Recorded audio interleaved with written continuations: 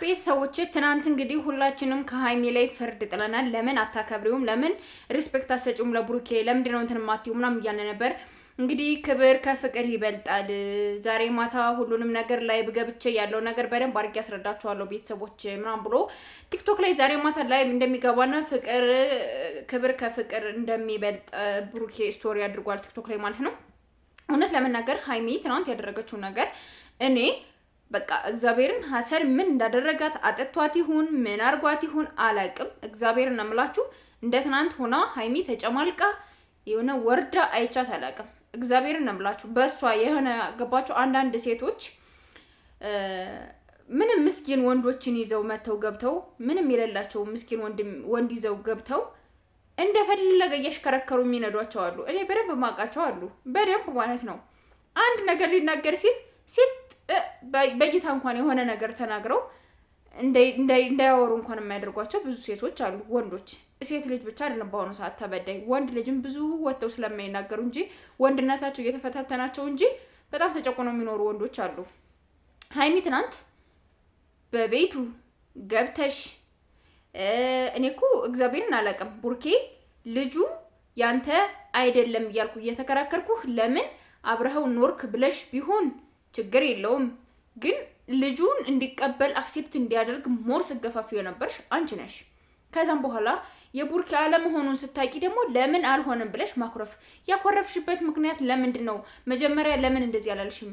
መጀመሪያ ለምን ከጎንህ አልሆንም? ይሄ ነገር ያንተ መሆኑን ካወቅኩ ወይም ከእሷ ጋር የምትገናኝ ከሆነ ካንተ ጎን አልቆምም ብለሽ ለምን ማስጠንቀቂያ አልሰጣሽውም? አሁን ነገሮች ካለቁ በኋላ ነገሮች ካበቁ በኋላ ፊትሽን ሌላ አድርገሽ ሌላ ሰው ሆነሽ ጭራሽ ሻንጣ ይዘህ ውጣልኝ ከቤቴ። የት ነው የሚወጣው ቡርኬ? እኔን የትም አትሄጂም ብሎ ቤት ስላመጣኝ ምናምን ሂጂ እውነት ሂጂ። ሀይሚ ከቡርኬ የተሻለ ወንድ የምታገኝ መስሎሽ ከሆነም እንደ ቡርኬ የሚያስብልሽ እንደ ቡርኬ የሚንከባከብሽ እስከ ቤተሰቦቹ ነው ሪስፔክት የሚሰጥሽ። ልንገርሽ የአንቺ ቤተሰብ ማንኛው ነው? ቡዜ ኤፍሬም የሆነ ጊዜ መጥቶ ገብቶ ጦር አልቆ ሄደ። ቡዜ ነው? አብርሽ ነው ወይስ እንትና ኤልዱ ናት? ከአንቺ ህይወት መታ ስለ አንቺ ህይወት አሳስቧት መታ ስለ አንቺ ተከራከረችልሽ? የትኛው እህት የትኛው ወንድምሽ ነው? የትኛው ነው? ቢሰድቡሽ ከጎንሽ የሚሆን ቡርኬ፣ ቢያወድዙሽ ከጎንሽ የሚሆን ቡርኬ፣ ብታለቅሽ ከጎንሽ የሚሆን ቡርኬ፣ ብትደሰሽ ከጎንሽ የሚሆን ቡርኬ ነው።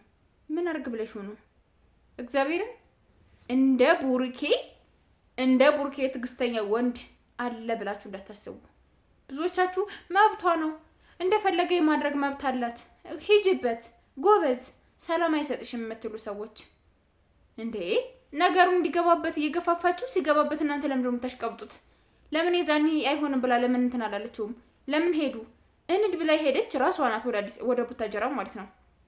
እና የማይሆን ነገር እረፉ፣ እግዚአብሔርን እረፉ። በቃ እኔ ቡርኬ ላይ ያየሁበት ጥፋት እስከሌለኝ ድረስ ቡርኬ አላጠፋም። ዛሬም ቢሆን ቀኑ አልመሸም አለ ገና ነው። ሀይሚ ተንበርክከሽም ቢሆን ሀሰንን አስወጥተሽ ከህይወትሽ ቡርኬ ይቅርታ አድርግልኝ፣ ትናንት ሳላቅ ነው እንደዚህ ያደረግኩህ፣ እኔ ውጣ ማለት አይገባኝም ብለሽ ይቅርታ ቪዲዮ ስሪ። እግዚአብሔርን እምልሽ ያለዛ ቡርኬ ጋር ማታ ላይ ቢገባል ነገሩ ነው የሚጧጧ ሰው የባሰ ማለት ነውና እኛ አንድ ላይ እንድትሆኑልን የምፈልገው፣ እንድትለያዩ አንፈልግም። አንቺም ቡርኬን በጣም ነው የምንወዳችሁ፣ በጣም ነው የምናከብራችሁ። አንድ ላይ ሆናችሁ ፍቅራችሁን እንድትኖሩ ነው የምፈልግ እንጂ ተለያይቶ ከአንቺ ህይወት እኛ አንገባበትም፣ ከቡርኬ ህይወት እኛ አንገባበትም። ነገር ግን የምታደርጊያቸውን ንግግሮች ደግሞ ስትናገሪ በይሄጅበት እያልን አንገፋፋሽም። ለምን? ለህይወትሽ አደጋ ስላለው ማለት ነው። እንደሚሰድቡኝ ያውቃለሁ እያልሽ ነው የሰራሽው። ገባሽ? የሰራሽው ነገር ልክ እንዳልሆነ እያወቅሽ ነው የሰራሽውና ቡርኬን በዛ ልክ ማመናጨቅ፣ በዛ ልክ መሳደቡ፣ በዛ ልክ ማዋረዱ፣ በዛ ልክ እንደዛ መናገሩ አግባብ አይደለም። ሀይሚ የምትናገሪያቸውን ነገሮች በደንብ አድርገሽ ማወቅ አለብሽ። ምንድነው መናገር ያለብኝ? ምንድነው መሆን ያለብኝ? የቱ ነው ጥፋቱ ብለሽ በደንብ አድርገሽ ጥፋቱን ልትነግሪው ይገባሻል። በብዙ ነገር ሞክሮሻል ይቅርታና ማለት እግዚአብሔርን ግን አልፈልግም ካልሽ ደግሞ አትፈልጊ፣ ውጭለት፣ ይኖር ህይወቱን። እንዴ ወንድ ልጅ እኮ ነው እየተሰቃየ መኖር አለበት እንዴ? ወደደሽ እንጂ አልወለደሽም። ገባሽ አይደለ? እና እንደዛ አድርጉ። ቡርኬንም ሁላችሁም የማታው ላይ እንደኔ ቢቀር ደስ ይለኛል። ለምን ነገሮች በጣም ነው የሚጣጣሱትና ሀይሜ የይቅርታ ቪዲዮ ሰርታ የይቅርታ ቪዲዮ ፖስት ቢደረግ ነው እንደኔ ደስ የሚለኝ እንጂ ላይቭ ገብቶ ብዙ ነገሮች እንደዚህ ታደርጋለች ምናምን የሚባሉ ነገሮች ስላሉ አግባባለሁ ብዬ አላስብም። ለማንኛውም ወዳችኋለሁ፣ አክብራችኋለሁ። እንኳን አደረሳችሁ ለፍስለታ ጾም ሁላችሁም። እንደገና ሙስሊሞች ደግሞ ዛሬ ጁማ ነው። ሁላችሁም እንኳን አደረሳችሁ። ደስ የሚል ቀን ነው ዛሬ። እንዲሁም ሰብስክራይብ ያደርጋችሁ ቤተሰብ ሁኑ። ባይ